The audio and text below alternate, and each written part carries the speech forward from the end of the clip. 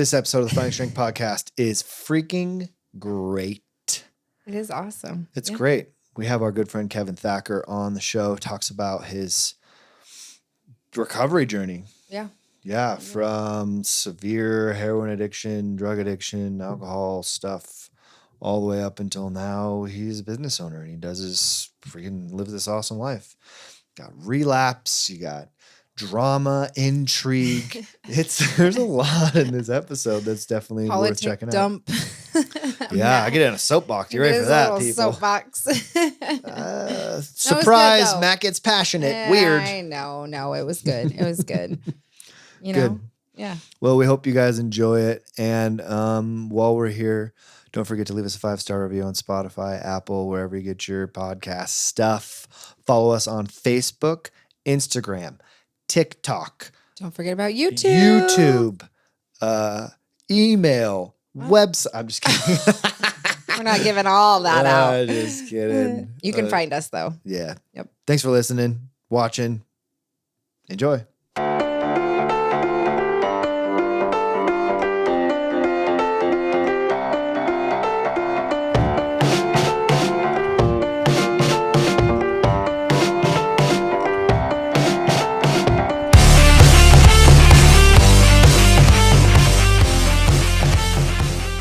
We're back. It's the Finding Strength podcast. Here we are with our freaking homie, Kevin, the man Thacker. Yeah. Thanks for coming on, dude. Yeah, thanks for having me, guys. So, true story, years ago when we first started the podcast, and it was me and Bethany, Brittany and I were sitting down, and I was like, I wonder who we could get as a guest. And she's like, oh, I have this friend from freaking junior high that would be a great story. He's like in recovery and all this stuff. And I was like, oh, what's his name? Kevin Thacker. And I was like, oh, I wonder who that guy is. And now we're like really good friends. It's amazing how that all works out. I know. That is so weird. Yeah. Anyways, really cool. So before we get into this episode, let's recap the last one super briefly so that people can go and check it out. We did our 2-part series with Maui. Yeah. Yes. We had Maui come on and just share a little bit more into depth about his healing process. And we talked about plant medicine. We talked about meditation. We talked about, just his overall recovering from the trauma that he went through with his son being murdered. And it was good. It was really good. Yeah. It's a sleeper. Not a lot of people have listened to it yet, but if you haven't heard it yet, that's one of my favorites we've ever done because there's so many good, like, practical, actionable things that you can use in your life, which is definitely one of the main aims of our podcast is give you information, but also give you stuff you can do. And that's a really good one that has a lot of that stuff in it. So cool. Yeah. Check that one out. Go check it out. Beautiful. Yeah. But today we have Kevin. We're going to have him share his story. So we're going to just kind of jump way back. Just a little background of like where you're from, like, how many siblings do you have? Only child, like that. Yeah, absolutely. So I am from Utah, born and raised for the most part, have lived here my whole life. I grew up in a single parent household. It was always me, my mom, and my little brother. I do have 5 little brothers in total. All of us are half siblings. None of us have the same set of mom and dad. It's either we have the same mom or the same dad. Oh, okay. And so growing up, we moved a lot. I think I went to 10 different schools in total. And it was always centered around either spousal abuse, domestic violence, job change. There were so many different reasons, and I'm not even sure that I know today if the reasons I was being told were real. It was, there was maybe 1 or 2 where it was a planned move, where it was, we had time to think about it and we were planning on it. Then there were a lot of times where it's like, hey, pack your stuff, we have to go. Oh, wow. And, that really messed with me as a kid because I went to, numerous elementary schools and I really struggled making friends. And then right when I felt like I was making friends, I would get rooted up and have to go to a new school and a new place. And it was always me and my little brother. And so we went through a lot of the same things together. And I felt like as a kid, my job was to protect him because I was a little bit older. And so I was able to, kind of understand what was going on a little bit more. And so I felt like I needed to protect him. We moved from house to house and guy to guy, and it was pretty awful. I got to see early on the effects of drugs and alcohol in the household, and I got to see the effects of domestic violence and abuse and some of those things. And I really beat myself up over it because I was too small to do anything. That part really got to me, is not being able to do anything. One of the hard parts with going through something like that as a child is we were told to lie about what was going on. We were told to hide it. I wasn't allowed to talk to my grandparents or talk to my dad and tell them, the truth of what was going on, the truth of hearing my mom in the other room getting beat. The truth of not having money for school clothes and things like that. It was always, anytime we would get together with family, how are things going? Oh, they're going great. They're going fine. We're in a new school because I got this new opportunity. But really, it was a facade. Yeah. And it was really uncomfortable. It was really kind of scary at the same time. Very unpredictable, like day by day. You just didn't know what you were getting. Absolutely. And it got to a point where making friends was not only hard, but it was scary because I didn't know if I was going to be able to stay friends with them. And so we bounced around a lot in Salt Lake, and then we finally moved down to, where you and I met in American Fork, and that was kind of a more permanent place. It was the one time where we moved a few times, but we stayed in the same school. Okay. And so that was a little bit different. But that's where I kind of felt like I was able to find a group of more long-term permanent friends. And unfortunately, some of those friends, we didn't make some of the best choices together. And so that's also when I started experimenting with, drugs and alcohol myself. And it was, 7th grade, 8th grade. I started, using and doing things. And it wasn't just drugs and alcohol. It was a lot of the behaviors. I started skipping school. I started stealing from stores.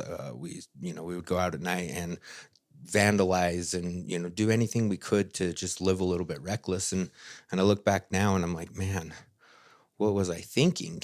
And if I try to remember what I was thinking, I was just trying to fit in. There was a huge part of me that was just trying to fit in.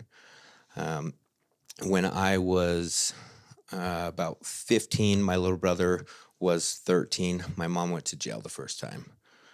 She went to jail for I think she got her original sentence was for a year, but she was there for less time than that. But that's when me and my little brother got split up.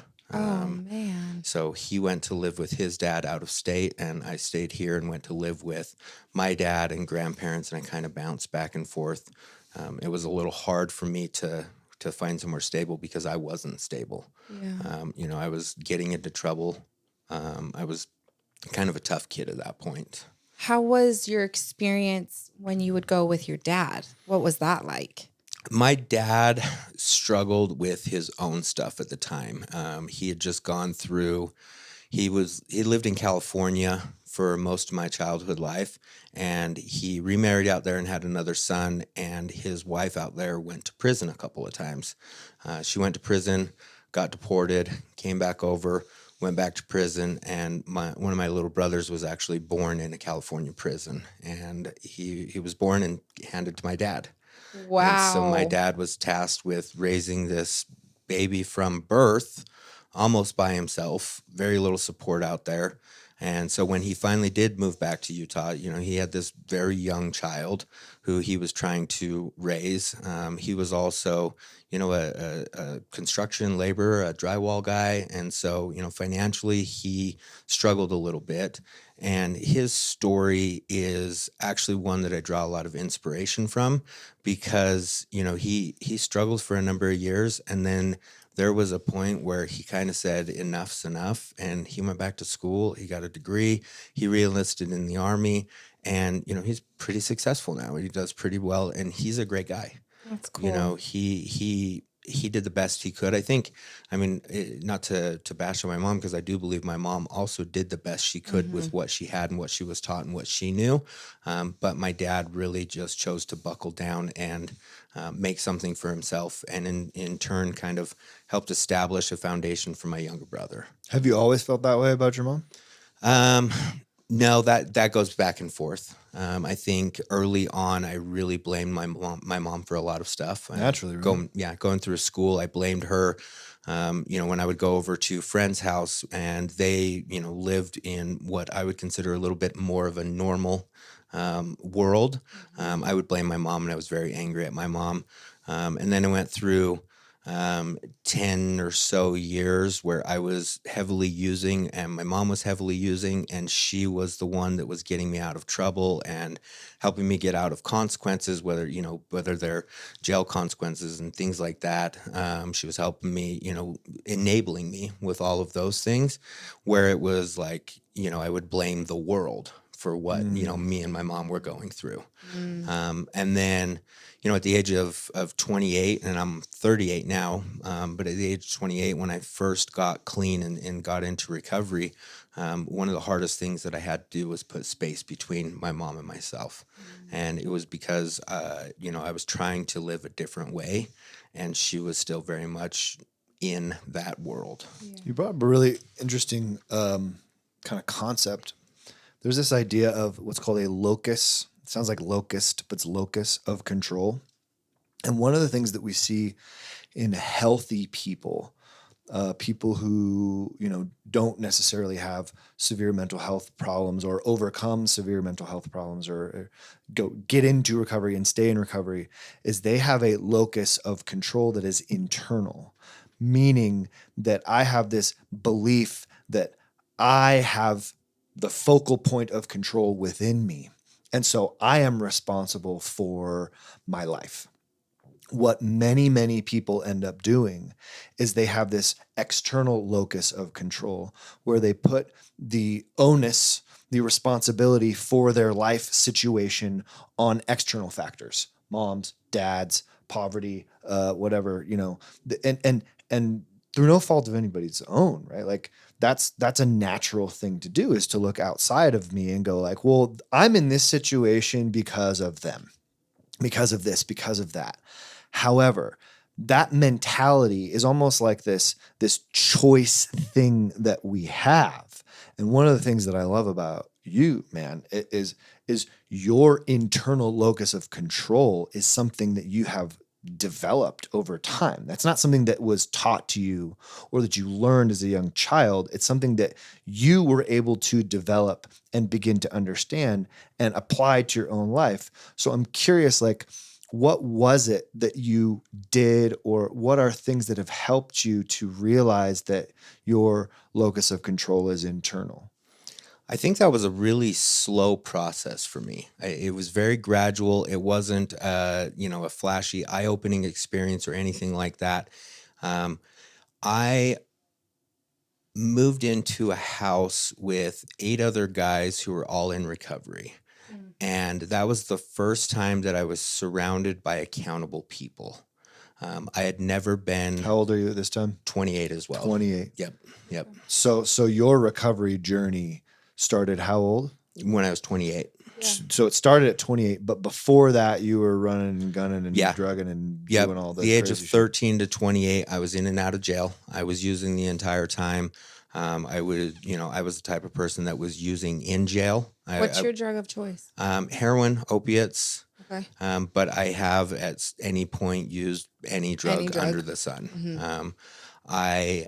And so, it was in and out of jail. I was using in jail. I would go to some sort of treatment, but I was usually the one trying to get away with using and figuring out how to game the system in treatment. And so when I moved in with this house full of guys, I don't know that I was fully committed to be in recovery. I was just trying to see what else was out there and what else was available. And being surrounded by personal accountability had the biggest impact on me, because I was so used to figuring out how to blame my mom. I was so used to figuring out how to blame, other friends, how to blame the system, blame my probation officer, blame anybody that I could. And once I got to a place in my life where I saw other people taking accountability for their own actions, I was willing to try it. It wasn't that I saw it and I was like, oh yeah, that's the way I'm going to live, but I was willing to try it. And the feeling that I got when I learned how to be accountable for my own actions carried me into a place of self-respect. That's huge. Oh, Yeah. that's huge. Yeah, it carried me to a place where I was like, oh, okay, maybe I'm not a piece of crap. So it sounds like there's a relationship between blaming everybody and having this victim mentality, the external locus of control thing, and respect, self-respect. Yeah, absolutely. Absolutely. There's a definitely a deep down piece that anytime I go into a dishonest, manipulative state, which I have in recovery, and we can talk more about that in a little bit, but that I lose my self-respect and then I start looking at external things to blame. Yeah. And that's such a common habit for people, Well, right? like playing that victim mentality, right? We love to do that. We love to, because we don't want to take the blame for what is happening to us in our lives. But we're so obsessed with our responsibility, right? Like I want to focus so much on what I am and am not responsible for. And I get lost in this battle of well, that's them and this is me and whatever. And I can't do anything or I can't do something. How much of that is the ego? Yeah? How much of that is Does the ego play into that? Ego's huge in that role. The ego's primary job is to preserve a sense of identity, right? Okay. So my brain, there's actually a part of your brain that is responsible for ego identity stuff, right? And what your ego's trying to do. Basically, when you look at your brain has crafted what's called a mental model for the world. It's trying to fit everything around you into that mental model. That mental model has been created through your life's experience. And so for the first, 15 years of your life, what is the mental model that Kevin created, right? I can't trust anybody. Yeah. It's dangerous out there. I got to try to fit in any way that I can. That's the only way I can keep myself safe. I definitely can't trust my mom. Yeah. I don't know what's going to happen next. So it makes sense that my mental model for the world is the outside world dictates my life. And so we can't blame people for having that belief system. That's normal. That's actually adaptive and right. I need that for my survival. So my ego creates this mental model for the world that I have to blame everybody else for my problems in order to survive. Mm-hmm. And up until a certain point, that kind of sort of works for us. But eventually and inevitably, we are all met with some sort of reckoning, some sort of obstacle, some sort of impediment, this thing that's in the way that I just can't freaking get past.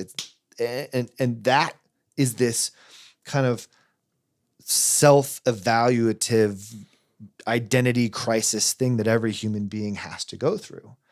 And what most people do, because that happens throughout our entire lives, what most people do is they hit that wall and they go, too hard. I can't do it. Because my mental model, my ego, my identity has told me that I'm unsafe, I'm weak, everybody else is in charge. I can't do anything because it's all about them. And so I hit this wall, bam.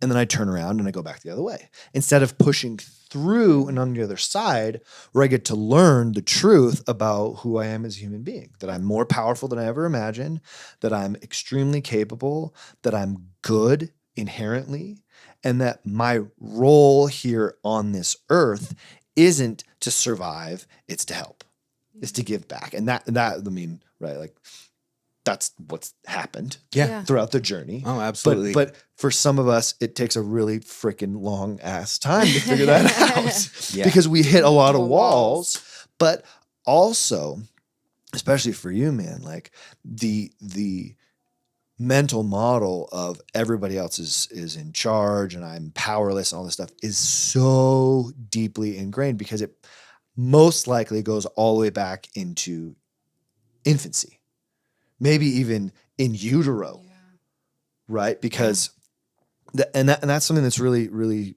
not a fun thing to talk about with people is like but it's heavily researched. There's stuff that happens to you in your early childhood that is still affecting you to this day.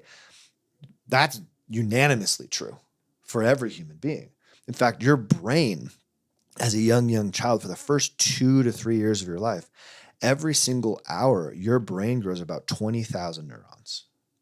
That's a lot because today your brain will grow somewhere in the neighborhood of 600 to 1,000 neurons a day, rather than 20,000 neurons an hour. So your brain is literally, the mass of the brain is growing, and the mental models of the world that you've created, your idea of how the world is, your perception of the world, is the scaffolding for your brain's physical growth. And so your brain physically develops around these ideas that I'm unsafe, or that the world is responsible for me, or that I can't ever be safe.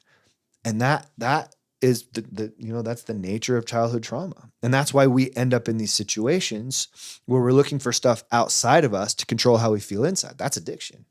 Yeah, absolutely. And to touch on a little bit what you said, talking about, survival, that's exactly where I was geared. Everything in me was geared to survive. From early on, we were just trying to survive until we found the next place to live, until I found the next set of friends, until XYZ happened.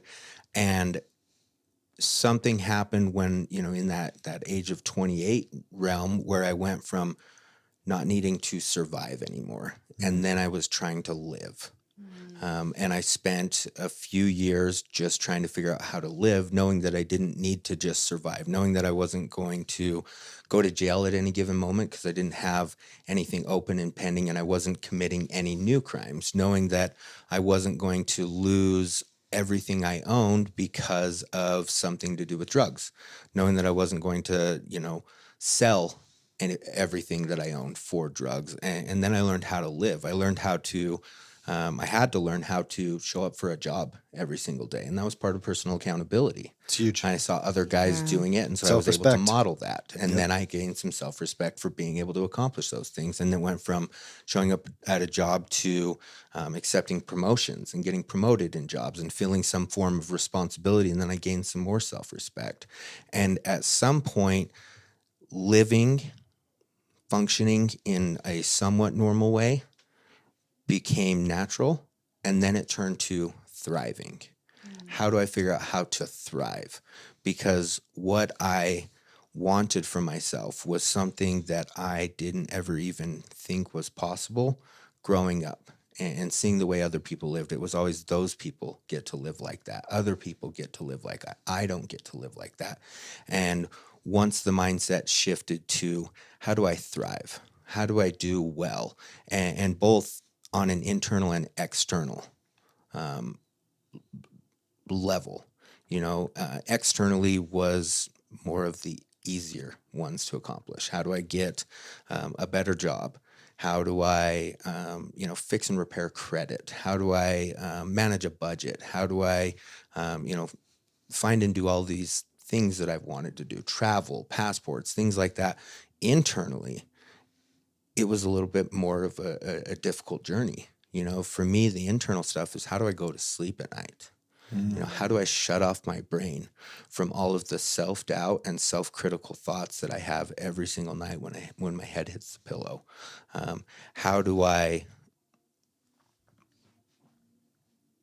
want to say love myself? Yeah. But there was a place in time where it wasn't that. It was how do I not hate myself? Wow. Before I really carried the capacity to actually love myself or knew that it was possible to love who I was, it was how do I get to a place where I don't hate myself? What's that like, wrestling with self-hate? It was and is and can be one of the most difficult things that I've dealt with. And really it started young. It started when I would see other kids live normally. I would go to their house and their parents loved each other and they, had dinner at night and stuff like that. They went on trips and all of those things. And I hated myself because I wasn't them. I hated myself because I didn't feel normal. I didn't fit in. I didn't really like anything about myself. And like we talked about, it was, an external blame thing until there was some accountability. Sure. Can we drill down a little bit on because Brindy's told me stories about what you guys would do when you would hang out. If we could drill down a little bit on what it was really like in that environment for you, what was really going on. I mean, we've kind of hit on, mom went to jail, all this stuff, so we can kind of guess, but if we could get a little bit more detailed and raw and real about what was that, what was really going on for you during that time?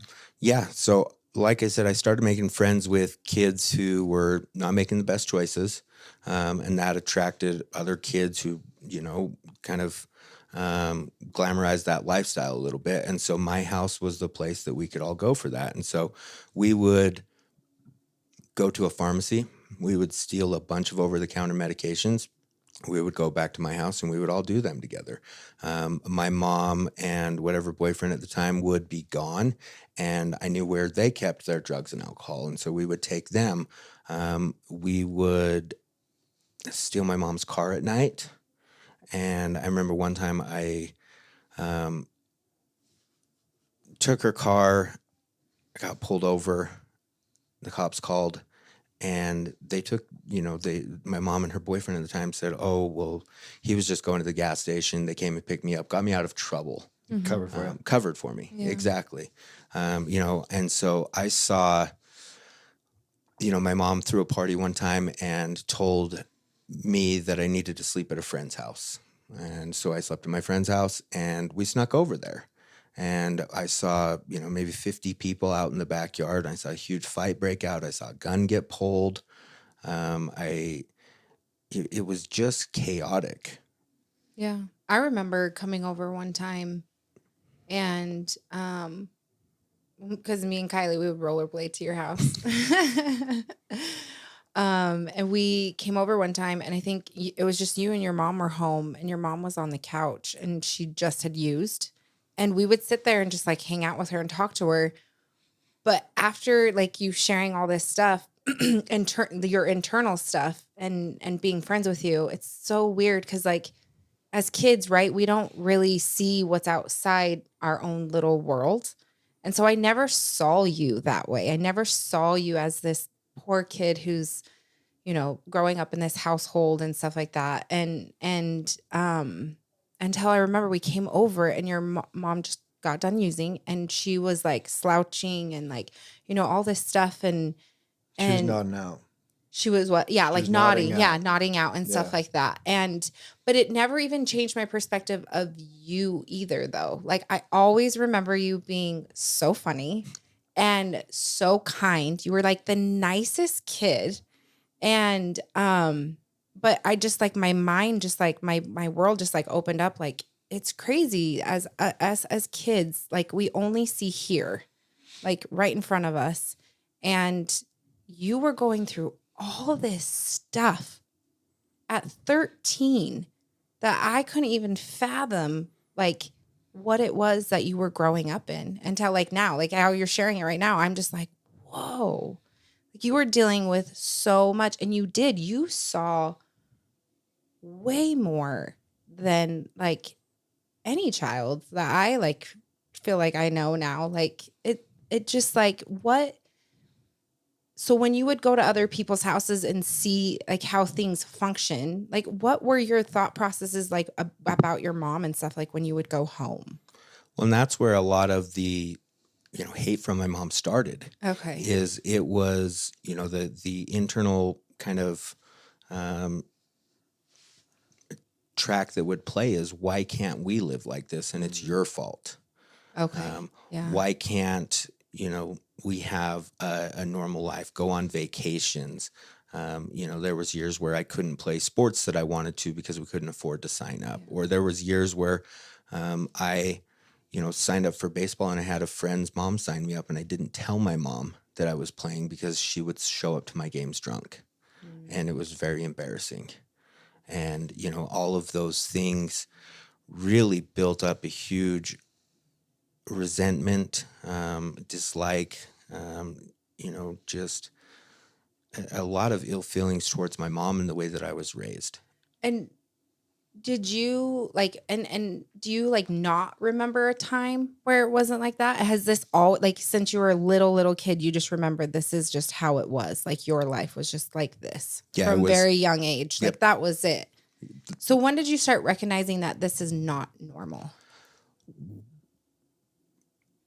Maybe the 5th or 6th grade is the first time that I can remember having a friend for long enough to get invited over to his house. Okay. And when I got to, because I'd gone to cousins' houses and stuff, and a lot of my family lived very similar to how we lived. And so it was pretty chaotic over there.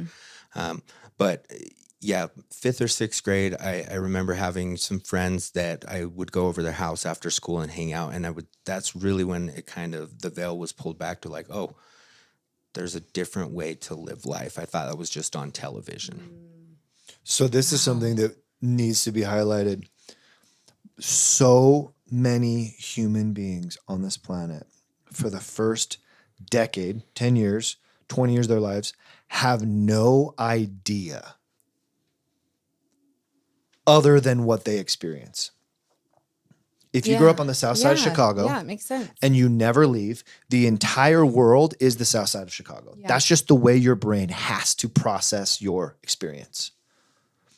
If you grow up in a home full of chaos and drugs and alcohol and men and craziness and whatever for the first 10 years of your life, your brain's entire scaffolding, the entire structure of your brain for the first 10 years has grown around believing that that is the way the entire world is. Think about the cascade of behavioral, emotional, relational, social structuring in the brain that lives today in the brains of all of these people. Well, yeah, because that's such a crucial part of your brain developing. In fact, what we know, there's kind of like the big 5 traumas. And of the big 5 traumas, as far as if one of these things happens to you, it affects brain development so significantly that it's extremely difficult to overcome, right? The 2 most influential on a human being of the big 5 are sexual abuse and poverty. Yeah. And that is something that is not understood well in our country for the lay people. I don't think we understand. You could have, the other one is physical abuse, right? Severe spiritual abuse, which is also not very well understood. And then the other one is neglect, right? Which goes hand in hand with poverty. And those 5 kind of come in together. But there was this study done a few years back where they basically started to look at the lives of people. And they found that there was a compounding effect of these traumas. And that if you experience 2 of the 5 or 3 of the 5, the amount of likelihood that you would develop severe mental illness, the likelihood went up, 2, 3, 4, 5 times, 11 times, whatever. But when combined with poverty, any one of the 4, the likelihood that you would develop severe mental illness skyrocketed 3, 4, 5, 6 times, as opposed to being combined with another one. So what we don't understand as a society very well is the influence of poverty on human development and how much of the developed first world lives in poverty. And what is the poverty line, right? Yeah. The poverty line is not very low. It's below $30,000 a year.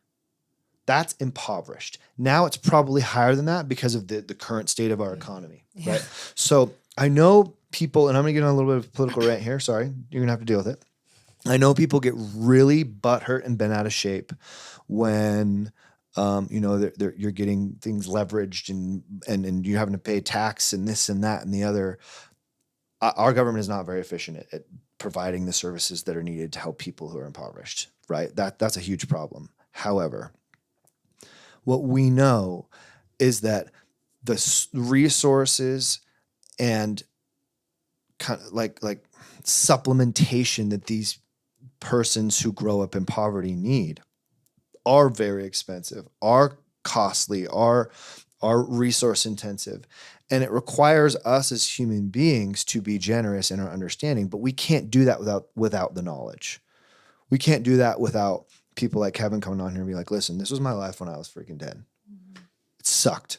I like clawed my way out by the skin of my teeth and a bunch of luck. Because truth be told, there's a lot of luck involved. Well, I would say determination too. Sure. And that's where I want to go next. Is like, what's the difference between you and the people who don't get out, which I think we should answer. But I think it's also important for the listeners to really self-reflect here for a minute and understand that, like, yeah, you got big problems. Yeah, life is hard. You got food. Yeah. Your biggest worry in your life right now is like, oh man, what am I going to watch on Netflix tonight? And I'm not trying to be, I'm not trying to like talk down to anybody at all. But I also want people to reflect, self-reflect. Recognize that. Like I have a front row seat to this shit every day of my life. And it breaks my damn heart because, we know each other from working at Steps. I go down there every week and I see all these veterans and these guys who are borderline freaking suicidal. And they grew up impoverished 9 times out of 10. And so what's their choice? What's their only answer? They go into the military.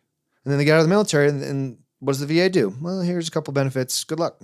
And then they end up in poverty again and they end up addicted, right? They end up homeless. They end up suicidal. And then, I got to worry about Netflix.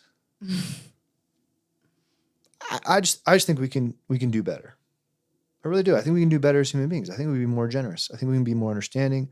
I think we can be a little bit more charitable in our lifestyle, more willing to help. And I think that breeds social connectedness. I think it breeds happiness. Yeah. I think it brings about a lot of good things for everybody involved, especially those who are on the receiving end, but also on the giving end, right? So anyway, there's my soapbox. No, I love it. It's good. Well, and I appreciate the soapbox. And for me, there's 2 things that bring up is, I look at my life as a kid and what was I worried about? I was worried about how I'm going to get to school. I was worried about what I'm going to eat, if there was going to be food in the fridge, if the power was going to get shut off. And then I look at my kids today, right? Yeah. And they have never had to experience anything along those lines. They worry about, they don't even realize that is possible to worry about. And that's by design. That's everything that I ever wanted to give them is everything that I never had. And that's quite the motivation, huh? Yeah. Oh, it's huge. Huge. It's huge. And so looking at like those type of things, when I was growing up, all of the time where I was supposed to be learning about building self-confidence and building and forming relationships and studying schoolwork and, figuring out what I'm going to do with my life, I wasn't, and I didn't even get an opportunity to learn that until I was older. And when you talked about, being more charitable with our time, with our money, with all of those things, the only reason that I'm here today is because there were people that were charitable with their time, with their money, with their resources. I was sitting in a treatment center and I didn't know where I was going to go afterwards. I was, this was 2013. I had finished treatment and I didn't want to go back to my mom's house. That was the only person that was willing to let me go sleep on their couch was my mom again. But I knew what that was going to get me, and I didn't want that. I didn't know what I wanted, but I knew I wanted something different. And so I started asking for help. I started asking for suggestions. I started talking to everybody involved with the entire treatment center. And I started getting names and phone numbers and ideas and suggestions. And I just blindly took them.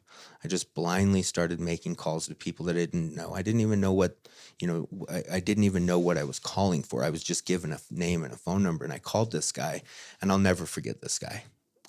His name was John Stone. And he was probably 80 years old at the time. He was a very religious man and had never touched drugs, alcohol, probably even a cigarette in his entire life. But because he was retired, And the way that he lived, he was trying to give back to people. Wow. And so I called him, and I can remember the phone call because I said, hey, I don't really know if you can help me, but I was given your name and your phone number. And he asked what my situation was, and I talked to him through it. And he said, okay, well, I'll come down and meet with you in the next couple of days, and we'll see what we can do. And he came the next day, and we had a conversation about what I wanted out of life. And I didn't have huge dreams. I didn't say I wanted much.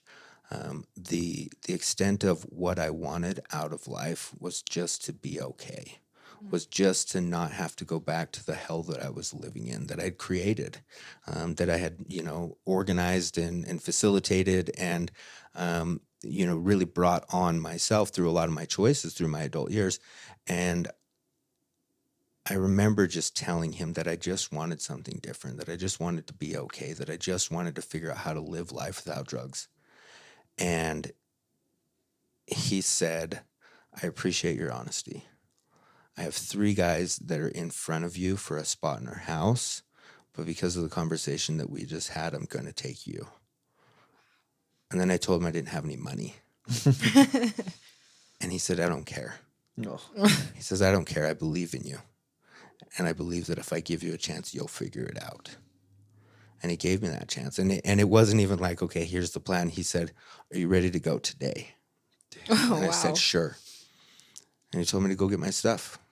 And I went and packed my stuff, and I had no clue where I was going. I had no clue what I was doing.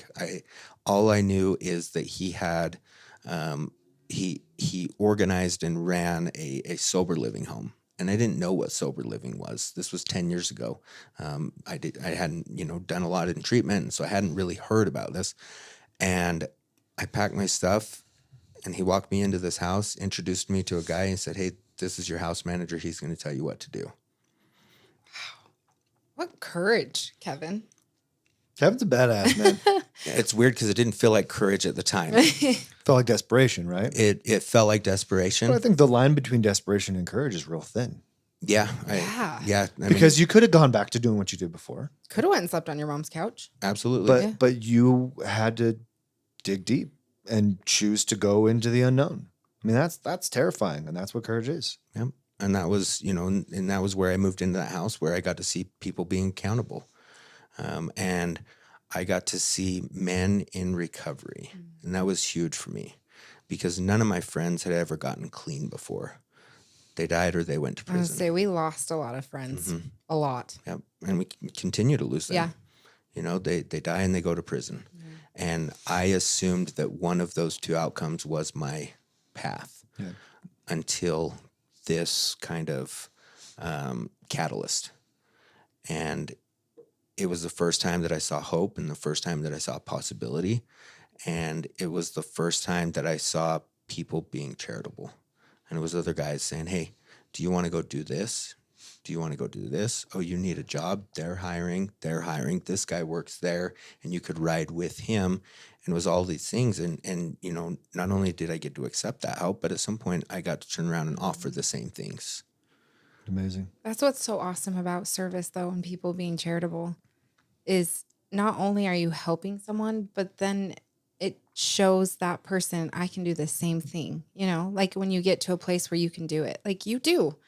Like you help people now. It's a contagion, man. Yeah. Yeah. Yeah. Well, and to keep it on the dark again. It's Matt's favorite place. I don't know.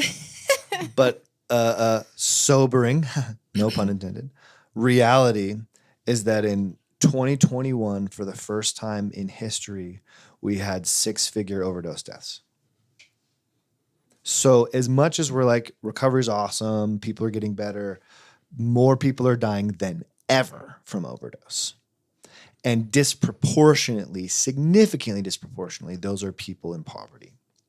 Well, we also have to talk about the drugs are different now. Fentanyl's a big deal. Yeah. Fentanyl's changed the community of doing drugs and overdoses for sure. That's a big part of it. Yeah. Access has increased. It's not as clean as it used to be, people. Well, yeah, that's a big part of it. Yeah. But the reality is more people than ever are using. Yeah. And it's a contagion. And so what we need a movement. And the 12-step movement is incredible, right? And what is the foundational kind of concept underneath the 12-step movement? It's service. Yeah. And I have this incredible privilege of meeting people like you, man, because we met through steps and, working alongside each other to try and help these recovering guys to figure anything out, like, let alone. We'll find their hope, right? You're like helping them find hope. Yeah. Just a little bit of hope is what can drive someone to change their life. The thing that brings about the most hope, the thing that brings about the most change is when these guys finally get it and they go, oh, this isn't about me. Mm-hmm. This is about us. Mm-hmm. The we is greater than me, concept that we talk about all the time. And if I can grasp that my possibility to help the world is way bigger than I ever imagined, all of a sudden I have a lot of motivation to do the next hard thing. Does that play a role in your recovery? So you go to sober living, 28 years old, and then you somehow bridge the gap between there and becoming where you're at today. You now. Yeah. Oh, and we got to get into a little valley that we hit too. But like 28 to, are you 40 now? What the hell? 38. 38. Say 10 years. So give us a 10-year journey, more or less. What goes down from 28 to now? So I spent about 4 years when I first got clean, just being completely immersed in recovery. It 12-step meetings, 12-step meetings, sponsorships, conventions, sponsorships, dinners after the meetings, movies after the meetings, like events, fundraisers. It's your new environment. Okay. Yeah, it was my tribe. It absolutely was my tribe of people. We were, trying to help each other. We were building each other up. We were facing the world together. It felt like probably closer to the teenage years that I missed, because it was, we would have jobs and pay bills and stuff like that, a little bit different. But it was like, hey, we're going to movies, we're going, they have 12-step everything. There are events and parties and stuff like that. And it's by design because, when I didn't have a place to go for Thanksgiving, when I didn't have a place to go for Christmas, when I didn't have a sober place to go for New Year's, there was always a 12-step function. Thanks, Jordan Lee. Yeah. There always is, and there still is. Yeah. And so I spent a long time doing that, and then I started to grow a little bit. I started to get jobs that were more career focused. That were a little bit more long term, that I had some more responsibility, and I, really started to focus there. I started playing, recovery league softball. Thanks, Jordan Lee. Some of those things that were so huge and paramount to my early recovery. And then I really started to grow. And, as the story goes, I met a girl. Mm. I met a girl who was out of my league, who probably still is out of my league.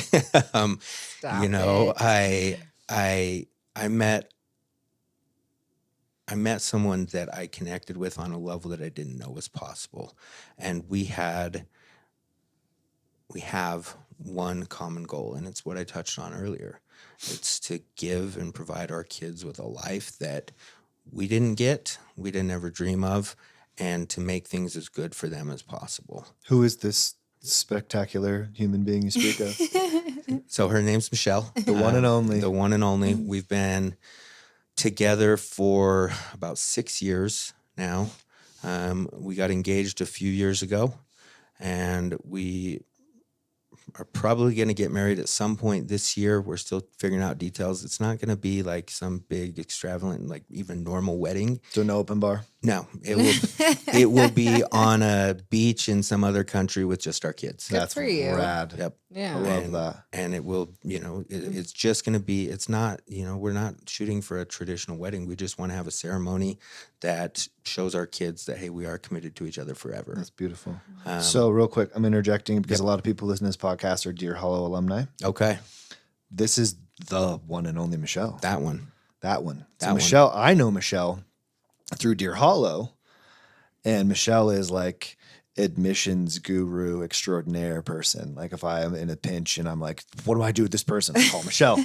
And her and Lisa and Ricky and Bloomer, who's now your freaking business partner, right? Like it's cool how we have all these awesome connections within the recovery world.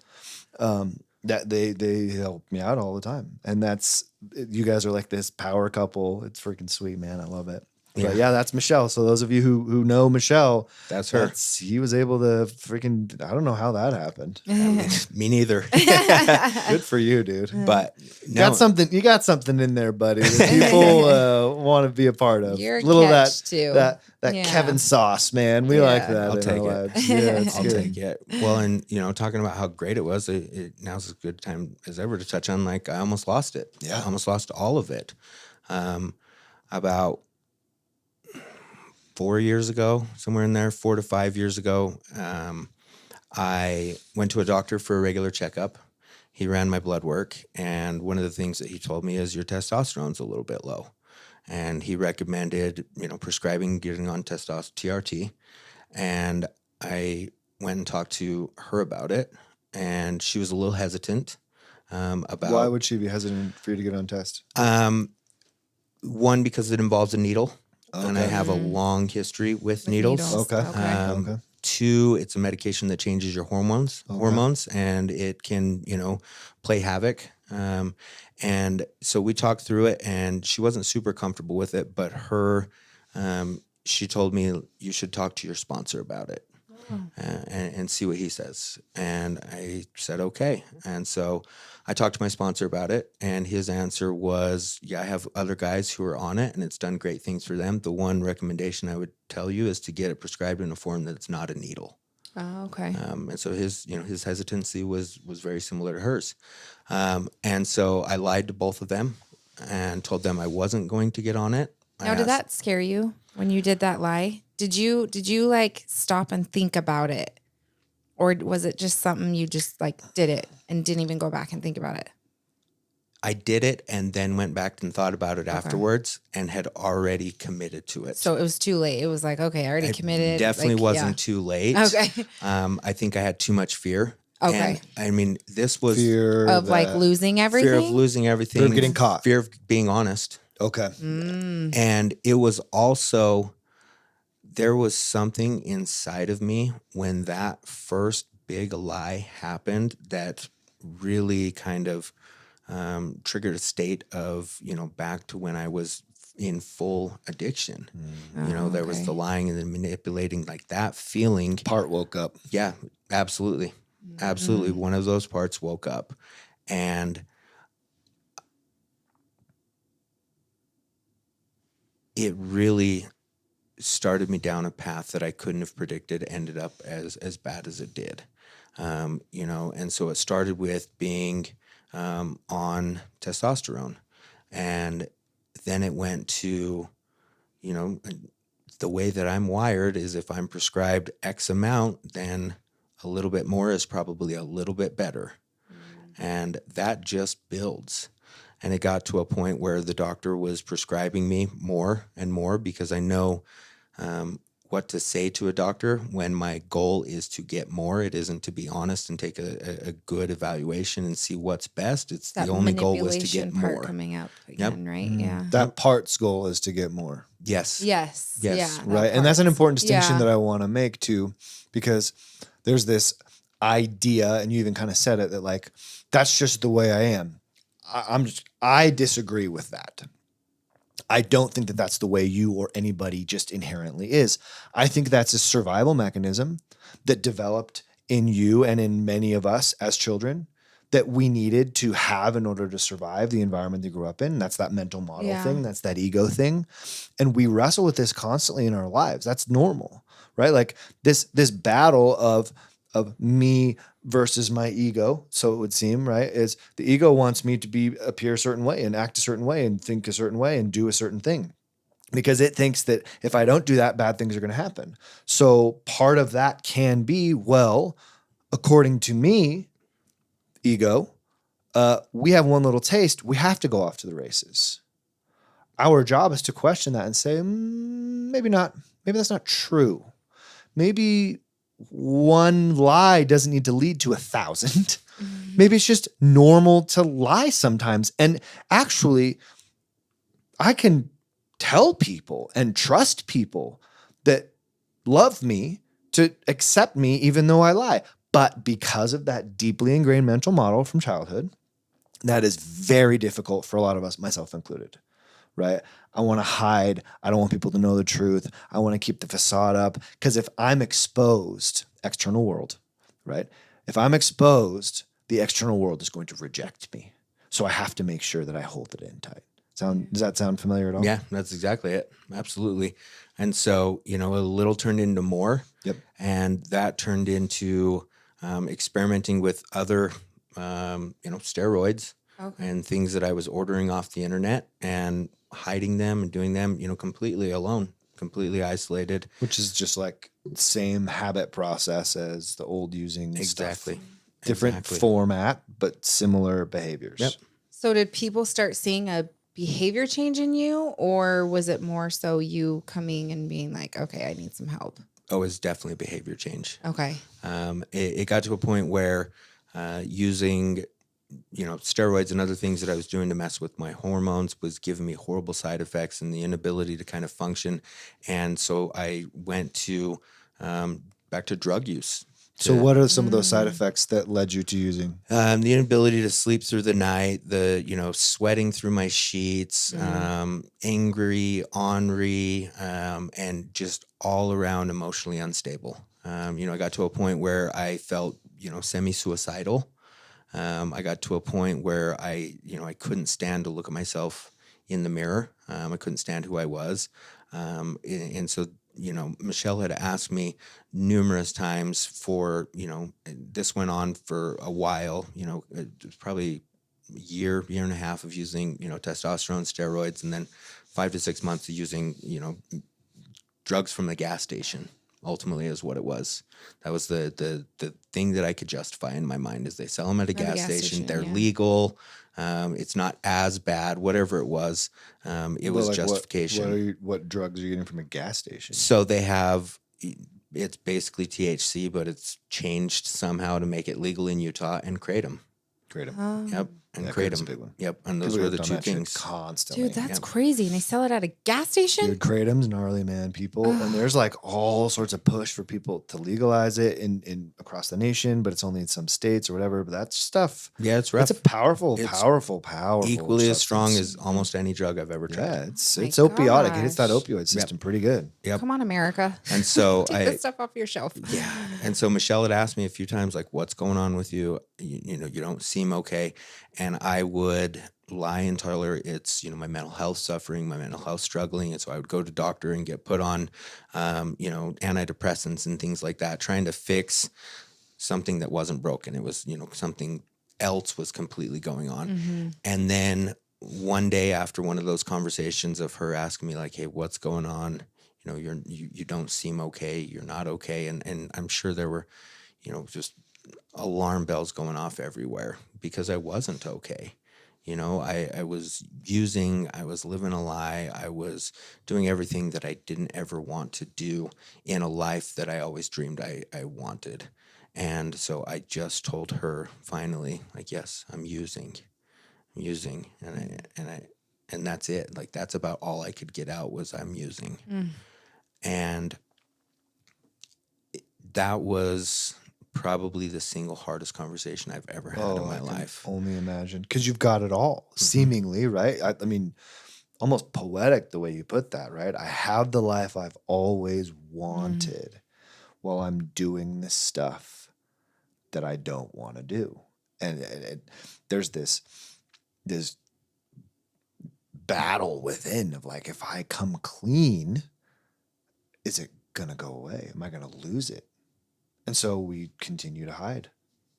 Yeah. And it got to a point where I almost had to make a choice of like, I'm going to go full on back into addiction, running from everything in my life, or I'm just going to get honest, take some accountability, and then see what happens.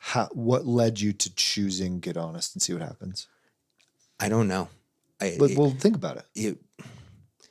It was too heavy. Yeah. To continue to lie anymore. So hold on one second. Say that again. It was too heavy to carry on the lie. So what we have to understand from that, this is really important, is that sometimes the pressure of, the discomfort of bad behavior, whatever we want to call it, right? This stuff that isn't working for us, that pressure is the thing that motivates us to create the change. The discomfort is good. This is a natural thing within the world, within nature, right? Mother Nature has created these patterns, this structure, these rules to life. And one of the rules to life is that I'm going to create pressure in your life. And your job is to respond to the pressure cooker and do something with it. But if we get to that wall, the pressure, and we cut and run and go back and do the same thing we did before, we never grow, we never learn, and we continue the same patterns. But Mother Nature, in her infinite wisdom, continues to provide that same opportunity for us, but it is always and forever discomfort. Well, it reminds me of like the 1090 podcast with Mason, how he always talks about it's the buffalo when a storm's coming, they turn towards the storm to go and run through it and get through it faster rather than run away from it because it's going to catch up to you. That's what it reminds me of. Yeah, it's true. Yeah, absolutely. And for me, a big part was I started seeing myself as putting my kids through what I went through. Oh, wow. I started seeing myself as,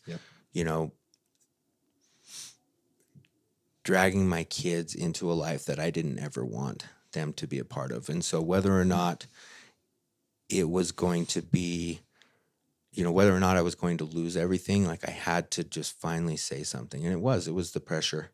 And it was the lies. And it's a lifetime of heat and pressure though. Yeah.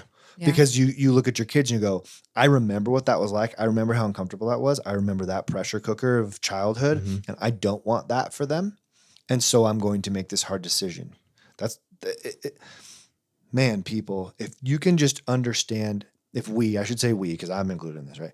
If we can understand this law of nature, that discomfort is designed to create beauty, right? Heat creates diamonds, right? Yeah. Pressure and heat over time. That's the whole law. Stop cutting and running. Stop turning around. Go forward. And that's what you did, man, for a really good reason. And a lot of times the motivator to do that next hard thing is my kids, is a future possibility. And I would say 999 times out of 1,000, that motivator to continue forward, even though we know it's going to be hell and it's going to be painful, that motivator is love. Yeah. And, and it was an incredibly difficult decision. And that's just really part of where the difficulty started, because it wasn't like, hey, I got honest, now everything's okay. No. It was, Never hey, is. I got honest and now the work begins. And one of my friends told me one time we were driving and he, mentioned something that stuck with me through his stuff. It's, I hiked 10 miles into the forest. Now I have to hike 10 miles out. Wow. And so, I was working in treatment at the time. I was the GM for a large facility here in Utah. And I had to go get honest with them next. I had to get honest with some of my closest friends in recovery. I had to start just peeling back those layers. And, credit to Michelle, because I thought I was going to get honest with her and she was going to then tell me, okay, you need to do this, you need to do this, you need to do this, and then you need to do this. And she didn't do that. She told me, figure out your plan and then we'll see what happens. Wow. And that put everything back on me. The responsibility, the choice to change was back in my court. Inadvertently sending a message of capability too. Yeah. Yeah. Because when we spoon feed people the answers, we kind of tell them like, here, let me kid glove this for you. Let me show you along the way. But she said, no, you're a big boy. Yeah. Let's go. Yep. You want this? Prove it. Yep. And that's exactly it. And she's done her work too. So she understands her value, which is a big part of that. Right. And people who understand their own value, hopefully they're able to say that to the people that they love and have those boundaries. And that gave you this kind of like fire under your ass to then do what?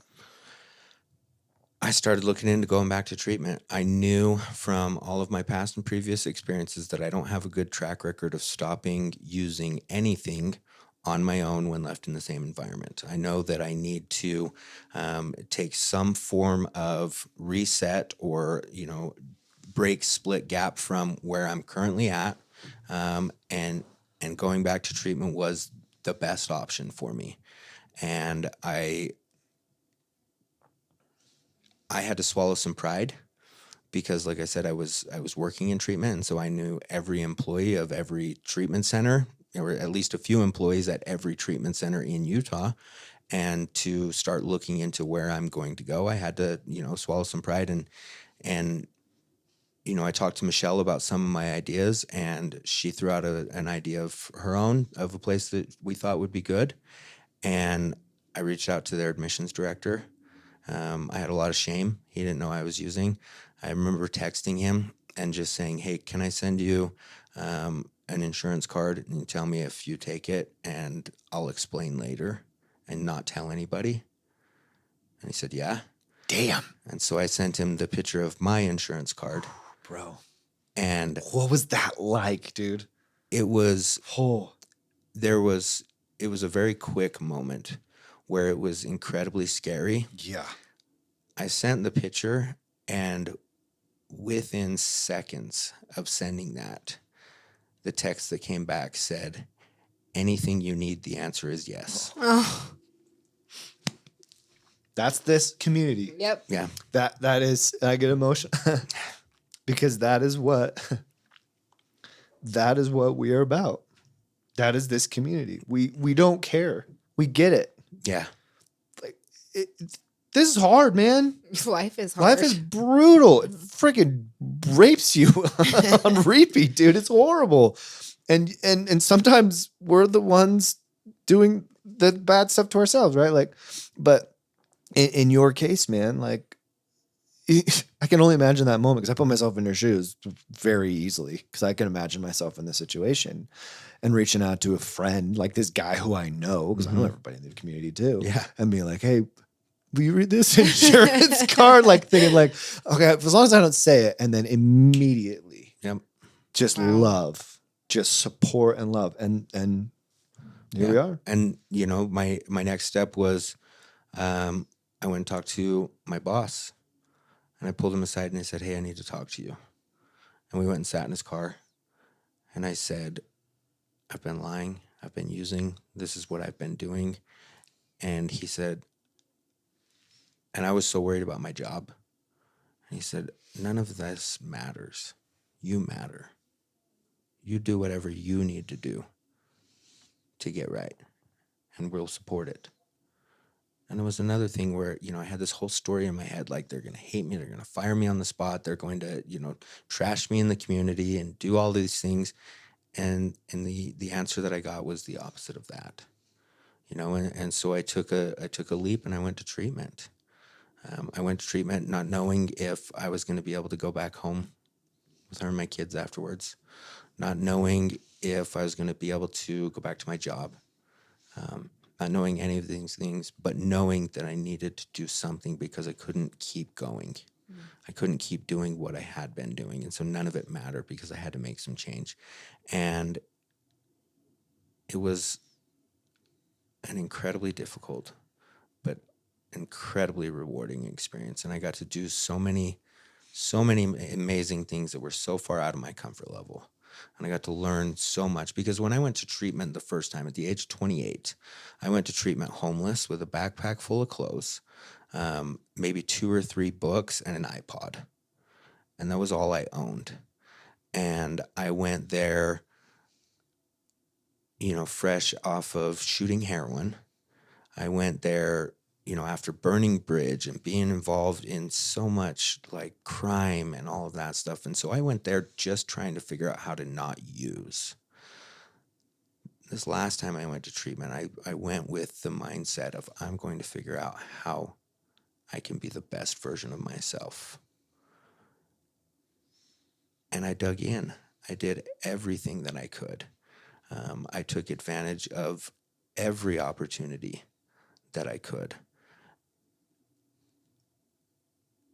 And then I was able to go home to Michelle and the kids. And that first 6 months out of treatment was rough. We didn't know if we were going to make it.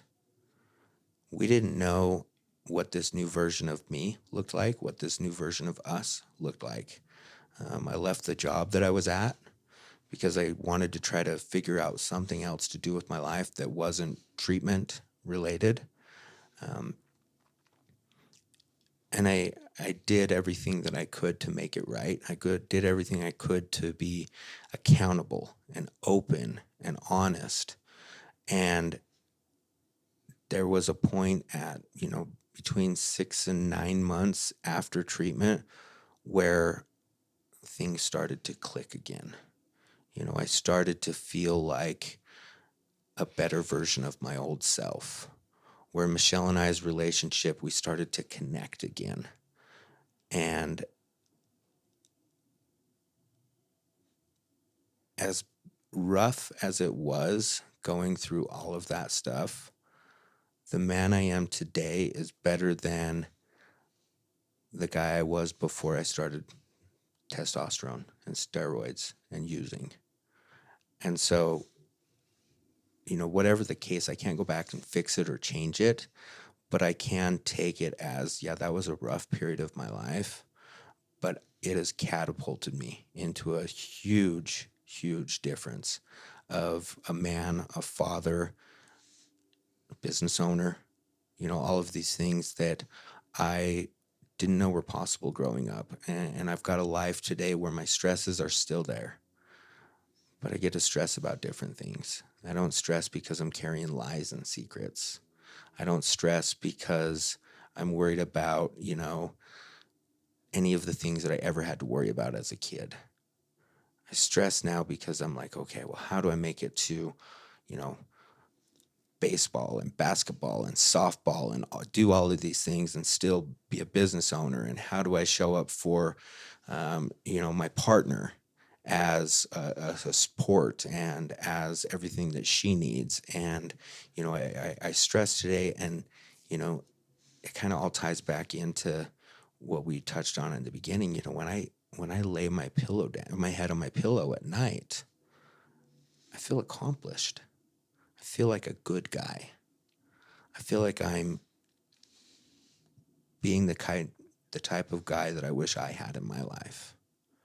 And I've got these 3 kids who looked up to me, and I still have no idea what I'm doing as a parent. Never do. It's crazy. I wish it came with a manual. Shoot from the hip. Oh my! Firing at will at all times. Dude, They're our crazy. biggest teachers, aren't they? Oh my gosh! So beautiful and scary and well, hard. and it's so cool. And my kids they're so different, and then they're so similar. And they're going through different things at different times, and trying to figure out how to, help and encourage and love and, discipline and, all of the things that come with it. Like, that's a cool challenge. Yeah, it is. Because we look at, what's the outcome? I have no clue what the outcome's going to be. But I'm going to look back and think, man, did I show up? Yeah. Damn, brother. Yeah. Well, for what it's worth, man, I'm proud of you, bro. Thank you. Yeah. Because it's been a rough journey, dude. And on the sidelines over here watching, cheering you on has been, right? Like, how much do we love this dude? I know. I'm just He's such like, a good dude. You are. You look great. Like, you can see it on you physically. Like, you're shining. That sweat. Your energy. No, I'm serious. Your energy, like your frequencies, they are high, and they like it feels good being in a room with you. Like, it's amazing. Like, contributing to the world really does something for us as human beings. And that energy feeds off, and you can feel it, and you contribute to this world. And I mean, you're amazing, Kevin. So what are you doing these days to contribute to the world? What's your latest endeavor professionally? So plug it away, buddy. Yeah. A friend and I, who I had worked with in treatment years ago, he left treatment after I did.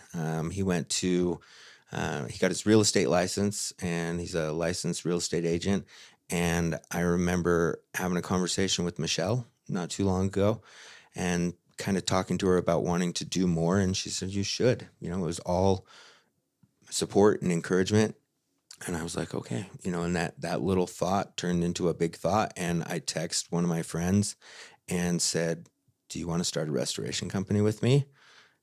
And very quickly, he's just responded with yes. And we had that conversation and we started the ball rolling on it. And then we have another friend who expressed some interest in it as well.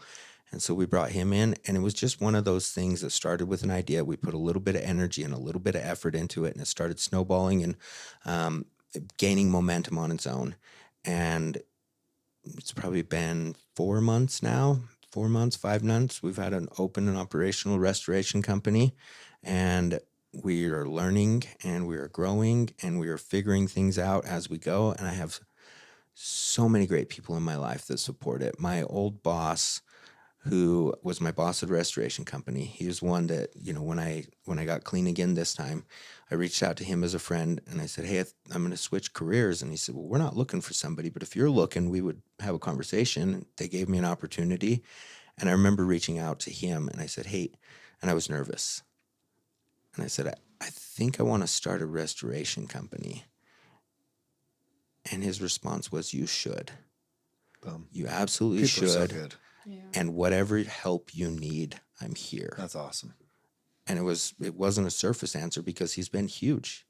He's been incredibly helpful. He didn't have to do that. No.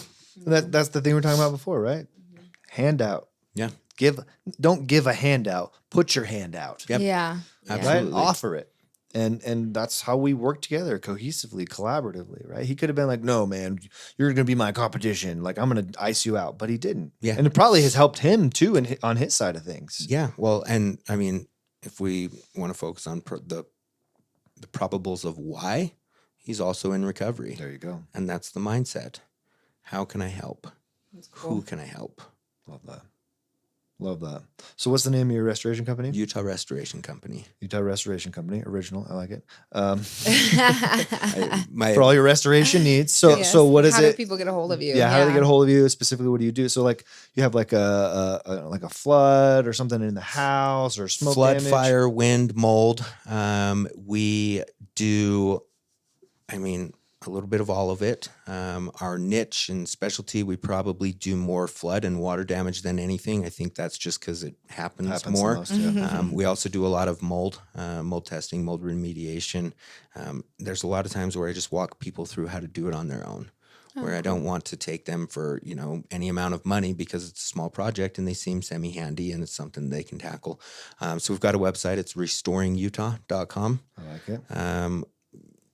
Yeah, anywhere on the website, there's contact forms, there's phone numbers, there's any way you want to get a hold of us. Cool, man. We'll put a link to that in the show notes. Yeah. Sweet. It's awesome. Yeah. Thanks for coming on, Kevin. Yeah. You're a stud, man. Thank you so much. No, thank you guys for having me. I can't tell you how much I appreciate the help that you've been in my life. The first time that I saw Brindy again was at your Deer Hollow Christmas party when Michelle was working there. I didn't really know you. Yeah.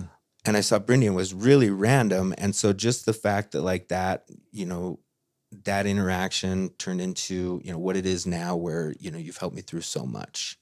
And it's just amazing. Love you, man. I love you guys. I appreciate you both. Likewise. Thanks, folks. See you next time. Finding Strength podcast is sponsored by Avantacool. Bontacool. Yeah, cold plunges. Who's surprised? We got a cold plunge sponsor. Yeah. I met Jeff Rempfer at a first responder conference not too long ago. He and his brother Dave are the owners, and Jeff's a first responder guy. They are killing it. They're this amazing cold plunges. We just got one put in at our house. How do you like it? I love it, actually. It's Game changer, huh? It is a game changer, especially from coming from a horse trough? Horse trough. That's what we've been using. It worked. Hey, It was it good. did. It worked. It was great. I love it. But it I doesn't love have a UV filter, freaking regular filter. This thing has a hot tub filter. Yeah, it goes hot and cold. It's amazing. It goes to 104 degrees and then all the way down to 45 degrees. 30s. Into the high 30s is what they'll do. Yeah. Yeah. Crazy good stuff. We love it. You don't need to go that low to get the benefits. Yeah, low 40s is actually really what you need. That's my favorite. Yeah. Yeah. 45 degrees, 3 minutes, and then get me out. And then get you out. Yeah, we love it. But the main things that our sponsor wants us to highlight is that it's got an all aluminum frame. It's light, easy to move around. We put it up on our deck. We're able to get it up the stairs and stuff like that. Installing it was the easiest thing. Like that was the easiest part, was installing it. I was surprised. We took it up a flight of stairs onto our deck, and it was not that hard. Yeah. I was surprised how light it was. Right. And then even like filling it up. How was that for you? Super easy. Yeah. Really easy to use. I absolutely love this thing. It's got this huge pump in it. So it gets cold really quick and it can heat up really quick as well. And the best part, most hot tubs use like a 220 cables. You have to direct line in. Oh, yeah. This thing uses 110. You just plug it into your regular freaking outlet and you're ready to go. Another amazing benefit. If you use the code STRENGTH24, you will get 25% off. 25% off. That's amazing. Amazing. They're hooking us up. They really love the cause. We love them. We couldn't be more grateful to these guys for sponsoring the show. So if you need a cold plunge, Avantikul, that is AVANTIKUL.com. Avantikul.